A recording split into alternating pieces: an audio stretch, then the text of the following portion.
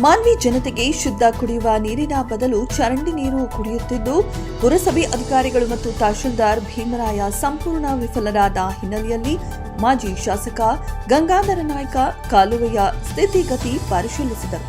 ಶಾಸಕ ಹಂಪಯ್ಯ ನಾಯಕರೇ ಸಚಿವ ಬೋಸರಾಜು ಸಾಹೇಬ್ರೆ ಕಣ್ಣು ತೆರೆದು ನೋಡಿ, ಯಾಕಂದ್ರೆ ಮಾನ್ವಿ ಜನತೆ ಯಾವ ನೀರು ಕುಡಿಯುತ್ತಿದ್ದಾರೆ ಮತ್ತು ಕಾಲುವೆಗೆ ನೇರವಾಗಿ ಚರಂಡಿ ನೀರು ಬಿಡುತ್ತಿದ್ದಾರೆ ಅಂದ ಮೇಲೆ ತಮ್ಮ ಆಡಳಿತ ವ್ಯವಸ್ಥೆ ಹೇಗಿದೆ ಎಂದು ವಾಸ್ತವತೆ ತಿಳಿಯಲಿದೆ ಎಂದು ಬಿಜೆಪಿ ಮುಖಂಡರು ಕಿಡಿಕಾರಿದರು. ಶಾಸಕ ಹಂಪಯ್ಯ ನಾಯಕರೇ ಸಚಿವ ಬೋಸರಾಜು ಅವರೇ, ನೀವು ಪ್ರವಾಸಿ ಮಂದಿರದಲ್ಲಿ ಸಭೆ ಮಾಡದೆ ಸ್ಥಳ ಪರಿಶೀಲನೆ ಮಾಡಿದಾಗ ನಿಮಗೆ ವಾಸ್ತವತೆ ತಿಳಿಯಲಿದೆ. ಅದು ಬಿಟ್ಟು ಬೇಕಾಬಿಟ್ಟಿಯಾಗಿ ನೀರಿನ ಸಮಸ್ಯೆಯಾಗಬಾರದು ಎಂದು ಬರೀ ಬುರುಡೆ ಮಾತು ಹೇಳಬೇಡಿ ಎಂದು ಆಕ್ರೋಶ ವ್ಯಕ್ತಪಡಿಸಿದರು.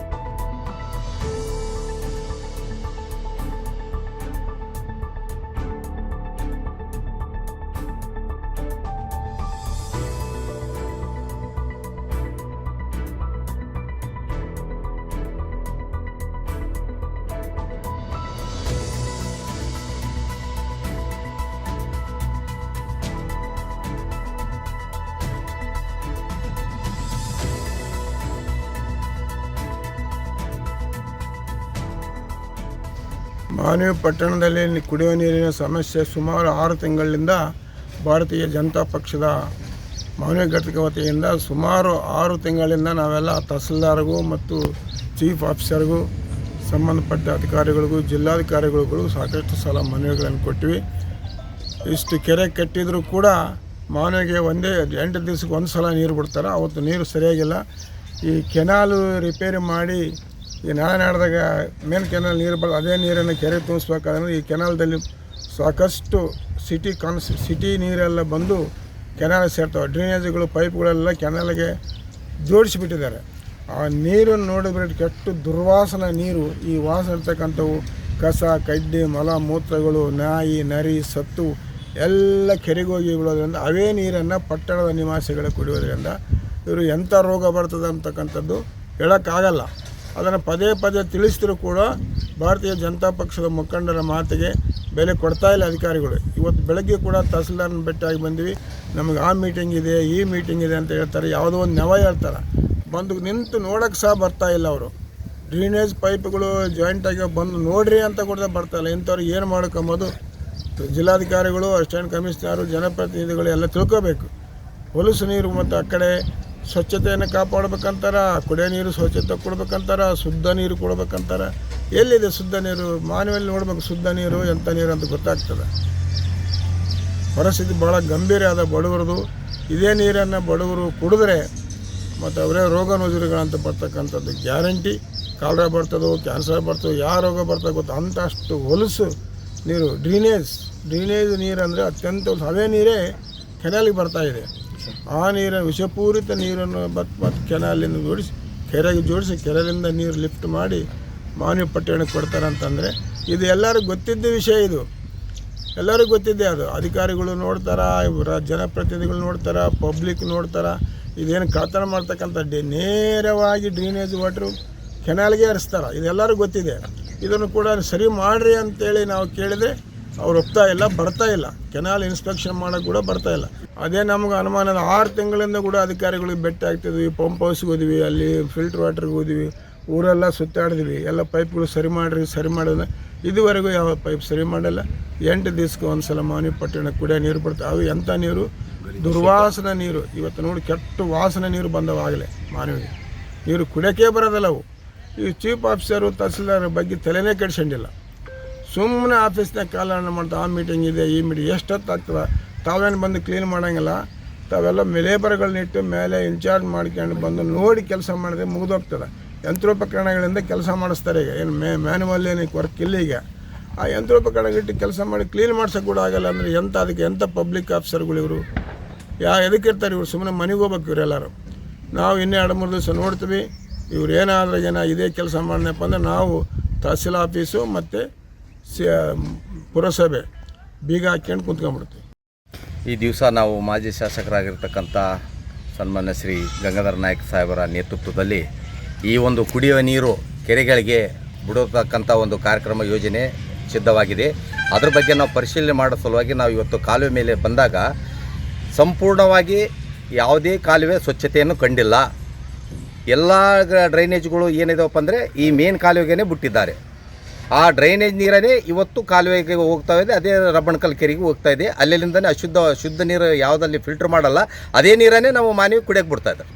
ಈ ವಿಷಯದ ಬಗ್ಗೆ ನಾವು ತಹಸೀಲ್ದಾರರು ಮತ್ತು ಮುಖ್ಯಾಧಿಕಾರಿಗಳಲ್ಲಿ ಹೋದಾಗ ಸಾಕಷ್ಟು ಸಲ ಮನೆ ಕೊಟ್ಟರು ಸಹಿತ ಅಧಿಕಾರಿಗಳು ಎಷ್ಟು ಬೇಜವಾಬ್ದಾರನೇದಂದರೆ ಸ್ಥಳ ಪರಿಶೀಲನೆ ಮಾಡೋದಕ್ಕೂ ತಯಾರಿಲ್ಲ. ಅವರು ನಾಳೆ ನೋಡೋಣ ನಾಡ್ದು ನೋಡೋಣ ಅಂತ ಹೇಳ್ತಾ ಇದ್ದಾರೆ. ಈಗ ಇನ್ನೂ 2 ದಿನದಲ್ಲಿ ಕೆರೆಗೆ ನೀರು ಬಿಡುತ್ತಾ ಒಂದು ಕಾರ್ಯಕ್ರಮ ಇದೆ. ಈ ಒಂದು ನೀರು ಬಿಟ್ಟಲ್ಲಿ ಈ ಅಶುದ್ಧ ನೀರು ಕೊಳೆತ ಹೆಣಗಳು ಸಹ ನಾಯಿ ನರಿ ಎಲ್ಲ ಸತ್ತವಿಲ್ಲಿ.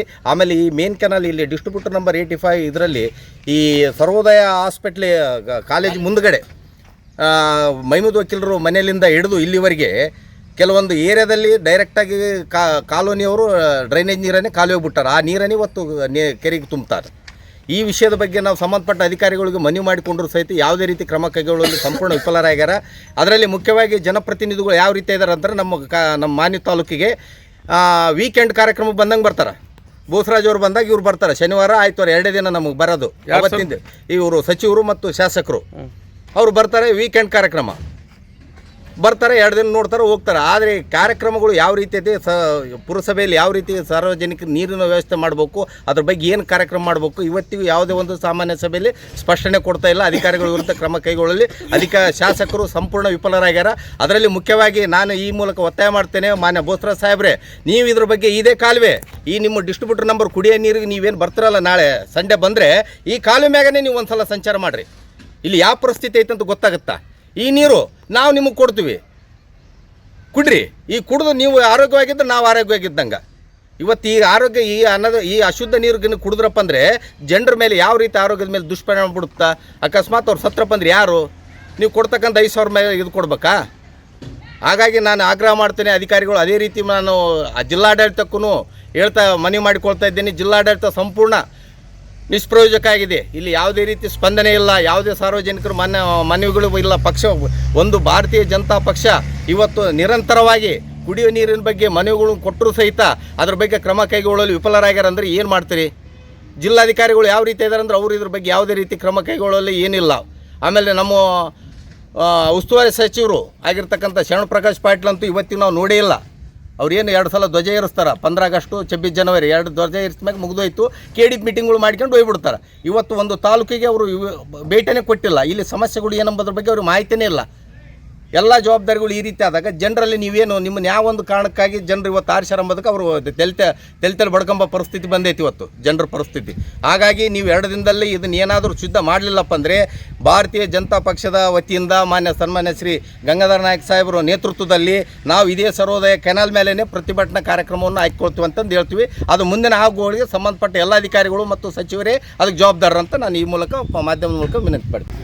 ಮಾನ್ವಿ ನಗರಕ್ಕೆ ಕುಡಿಯುವ ನೀರು ಸರಬರಾಜು ಸಂಬಂಧ ನಾವು ಕಳೆದ 1 ವರ್ಷದಿಂದ ಮಾಜಿ ಶಾಸಕರು ಗಂಗಾಧರ ನಾಯಕ್ ಅವರು, ನಾವು ನಮ್ಮ ಭಾರತೀಯ ಜನತಾ ಪಕ್ಷದ ಎಲ್ಲ ಮುಖಂಡರುಗಳು ಕೂಡ ಕಳೆದ 1 ವರ್ಷದಿಂದ ಹಲವಾರು ಮನವಿ ಪತ್ರಗಳು ಮಾನ್ಯ ಜಿಲ್ಲಾಧಿಕಾರಿಗಳಿಗೆ, ಮಾನ್ಯ ಪುರಸಭೆ ಮುಖ್ಯಾಧಿಕಾರಿಗಳಿಗೆ, ತಹಸೀಲ್ದಾರರಿಗೆ ಭೇಟಿಯಾಗಿ ಅವರಿಗೆ ಎಲ್ಲರಿಗೂ ಮನವಿಗಳು ಸತತವಾಗಿ ಸಲ್ಲಿಸ್ತಾ ವಿನಂತಿ ಮಾಡ್ಕೊಳ್ತಾ ಇದ್ದರೂ ಕೂಡ ಈ ಜನರ ಒಂದು ಆರೋಗ್ಯಕ್ಕೆ ಸಂಬಂಧಪಟ್ಟಂತೆ ಇಷ್ಟು ನಿರ್ಲಕ್ಷ್ಯ ವಹಿಸ್ತಾ ಇರುವಂಥ ಈ ಅಧಿಕಾರಿಗಳನ್ನ ನಾವು ಹಿಂದೆಂದೂ ಕೂಡ ಈ ಮಾನವ ಜನತೆ ಕಂಡಿರಲಿಲ್ಲ. ಮಾಜಿ ಶಾಸಕರು ಗಂಗಾಧರ ನಾಯಕರು ಅವರೇನು ಬೇರೆ ಕ್ಷೇತ್ರದ ಶಾಸಕರಾಗಿದ್ದಿಲ್ಲ. ಅವರು ಕೂಡ ಇಲ್ಲಿ ಮಾನವಿ ಕ್ಷೇತ್ರದ ಶಾಸಕರಾಗಿ ಕೆಲಸ ಮಾಡಿದವರು. ಅವರ ಅವಧಿಯಲ್ಲಿ ಯಾವ ರೀತಿ ಕೆಲಸ ಮಾಡಿರ್ಬೋದು ಕೂಡ ಜನ ಅದನ್ನು ನೋಡಿದ್ದಾರೆ. ಈಗ ಈ ಒಂದು ಅವಧಿಯಲ್ಲಿ ಅವರು ಇದ್ದಾರೆ, ನಾವಿದ್ದೀವಿ, ಜನರು ಕೂಡ ಇದ್ದಾರೆ. ಅವರು ಪರಿಣಾಮ ಆಮೇಲೆ ಪರಿವರ್ತನೆ, ಇಲ್ಲಿ ಅಧಿಕಾರಿಗಳು ಯಾವುದೇ ರೀತಿಯ ಮಾತುಕತೆ ಇಲ್ಲ, ಯಾವುದೇ ರೀತಿಯ ಕಾರ್ಯಭಾರಗಳಿಲ್ಲ, ಯಾವುದೇ ರೀತಿಯ ಜವಾಬ್ದಾರಿಗಳಿಲ್ಲ. ನಾವು ಎಷ್ಟು ಸಲ ವಿನಂತಿ ಮಾಡಿದ್ರು ಕೂಡ ನೇರವಾಗಿ ಚರಂಡಿ ನೀರು ಕಾಲುವೆಗೆ ಬಿಡ್ತಾರೆ. ಅಂದರೆ ನೀರಾವರಿ ಇಲಾಖೆಯ ಅಧಿಕಾರಿಗಳು ಕಣ್ಣು ಮುಚ್ಕೊಂಡು ಕುಳ್ತಾರ, ಪುರಸಭೆ ಅಧಿಕಾರಿಗಳು ಕಣ್ಣು ಮುಚ್ಕೊಂಡು ಕುಂತಾರ, ಜನರು ಕೂಡ ಕಣ್ಣು ತೆರ್ಕೊಂಡು ಓಡಾಡ್ತಾರೆ. ಆದರೆ ಜನರು ಕೂಡ ಯಾವುದೇ ಥರದ ಪ್ರತಿಕ್ರಿಯೆ ನೀಡ್ತಾ ಇಲ್ಲ. ನಾನು ಅಧಿಕಾರಿಗಳಿಗೆ ಇಷ್ಟೇ ಎಚ್ಚರ ಕೊಡ್ತೀನಿ, ನಾನು ಜನರ ತಾಳ್ಮೆಯನ್ನು ಪರೀಕ್ಷೆ ಮಾಡಬಾರ್ದು.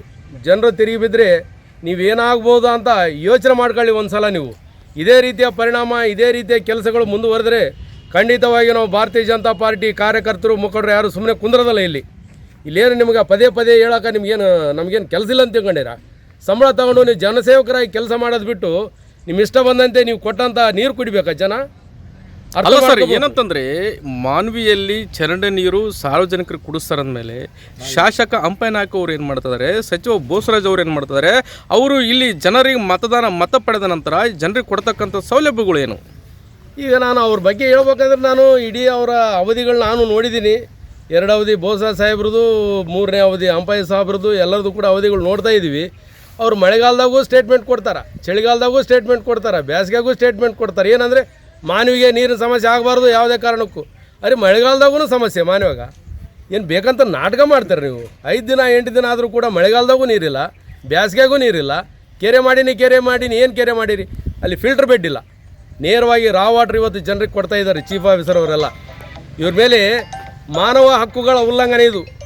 ನಾವು ಮುಂದಿನ ದಿನಗಳಲ್ಲಿ ಹೋರಾಟನೂ ಮಾಡ್ತೀವಿ. ಇವ್ರ ವಿರುದ್ಧ ಮಾನವ ಹಕ್ಕುಗಳ ಆಯೋಗ ಕೂಡ ನಾವು ದೂರು ಕೊಡಬೇಕಾಗ್ತದೆ ಅಂತೇಳಿ ನಾನು ಅಧಿಕಾರಿಗಳಿಗೂ ಕೂಡ ಎಚ್ಚರ ಕೊಡ್ತಾ ಇದ್ದೀನಿ. ನಾನು ಮೆಂಡು ನ್ಯೂಸ್ ನೆಟ್ವರ್ಕ್, ಸತ್ಯದ ಕನ್ನಡಿ.